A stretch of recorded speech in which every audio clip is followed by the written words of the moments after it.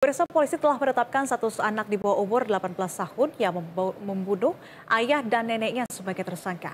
Ketetapan status anak membunuh ayah dan neneknya itu bisa diputuskan pihak kepolisian setelah menerima sejumlah bukti dan petunjuk yang jelas. Selain itu, kasus ini juga diperkuat saksi-saksi di lokasi kejadian serta pengakuan sang pelaku.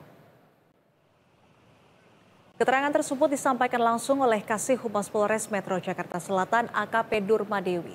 Nurmadewi mengatakan dalam menangani kasus pembunuhan anak di bawah umur tersebut, pihak kepolisian mengacu pada aturan Undang-Undang Nomor 11 Tahun 2012 tentang perlindungan anak. Segala hak sang pelaku itu pun dipenuhi sesuai dengan aturan yang berlaku. Adapun kelanjutannya, Nurma menjelaskan sang anak akan dititipkan ke rumah aman. Lokasi tersebut merupakan tempat untuk kasus pelaku kejahatan bagi anak di bawah umur. Jadi semalam sudah ditetapkan anak yang berkonflik dengan hukum menjadi tersangka karena memang kita dari bukti petunjuk jelas dari barang bukti yang ada di TKP, kemudian dari saksi-saksi yang melihat kejadian, lanjut dari pengakuan anak tersebut. Itu yang bisa kita tentukan menjadi tersangka. Jadi untuk nanti tindak lanjutinya setelah kita dalami, kemudian kita nanti kita titip ke rumah aman, ya rumah aman ya yang biasanya kita titipkan untuk anak-anak yang berkonflik dengan hukum. Sementara itu, kondisi tersangka anak membunuh ayah dan neneknya di Lebak Bulus, Cilandak, Jakarta Selatan disebut sudah dalam kondisi stabil dan menunjukkan rasa penyesalan. Kasus ini pun turut menyita perhatian pemerintah sehingga Menteri Pemberdayaan Perempuan dan Perlindungan Anak turut menyambangi tersangka anak tersebut. Remaja berinisial MAS mengaku menyesal atas tindakannya menusuk ayahnya, APW dan neneknya RM hingga tewas di rumahnya di Cilandak, Jakarta Selatan. Hal tersebut disampaikan Kapolres Jakarta Selatan Kombes Pol Ade Rahmat Itnal pada Minggu malam. Menurut Ade, kondisi remaja berusia 14 tahun itu sudah mulai stabil dan bisa diajak bicara. Ia menyebut pelaku menunjukkan rasa menyesal atas perbuatannya. Pelaku bahkan juga sempat menanyakan soal keadaan ibunya yang kini masih dirawat di rumah sakit akibat tindakannya.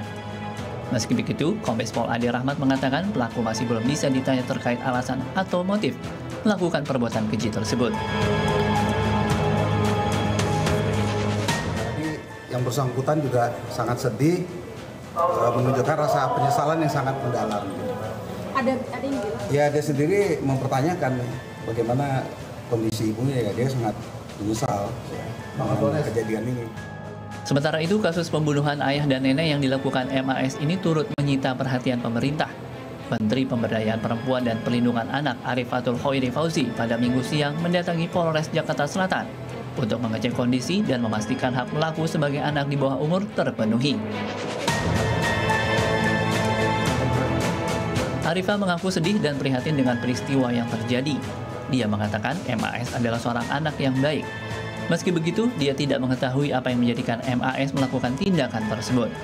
Arifah juga memastikan Kementerian PPPA akan memberikan pendampingan terhadap pelaku, termasuk untuk menggali motif kasus tersebut.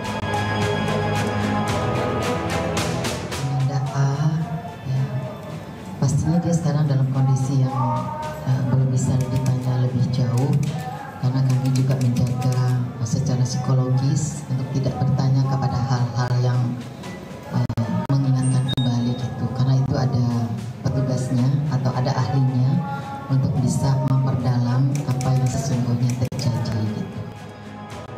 Diketahui MAS membunuh ayah dan neneknya di kediaman mereka di perumahan Taman Bona Indah Blok B6 Lebak Bulus Cilandak, Jakarta Selatan.